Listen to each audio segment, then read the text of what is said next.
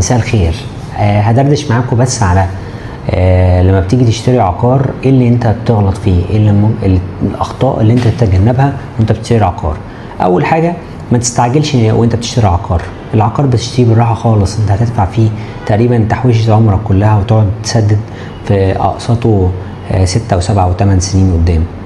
وتاني حاجه ما تتجاهلش المطور، دور كويس جدا المطور ده سلم ايه واعماله اللي سابقه الناس مبسوطه فيها ولا لا، لان النقطه دي مهمه قوي. اللي عارف ينجح في القديم هينجح في الجديد. تالت حاجه ودي نقطه مهمه قوي، احسب التكلفه ان انت هتعرف تدفع اقساطك ولا لا.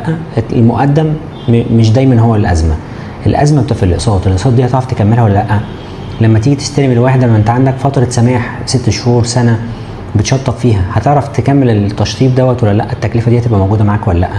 مصاريف التسجيل، لو واحده مثلا هتحتاج ان انت تسجل فيها شهر عقاري ولا اي اجراء حكومي، هتعرف تدفع الفلوس دي ولا لا؟ فلازم تحسب التكلفه كويس جدا.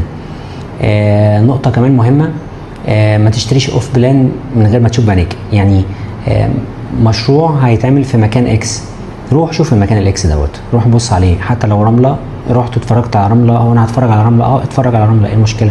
ما انت هتدفع فلوس كتير، فمحتاج ان انت تشوف وتتابع وتروح تشوف بعينيك دوت هيبقى جارك هنا ايه ودنيتك ايه، عشان في الاخر خالص انت لازم تعرف ان المكان ده المرافق فيه هتبقى شغاله وفيه خدمات ولا لا. غير كده مش هتعرف تعيش. بالتوفيق.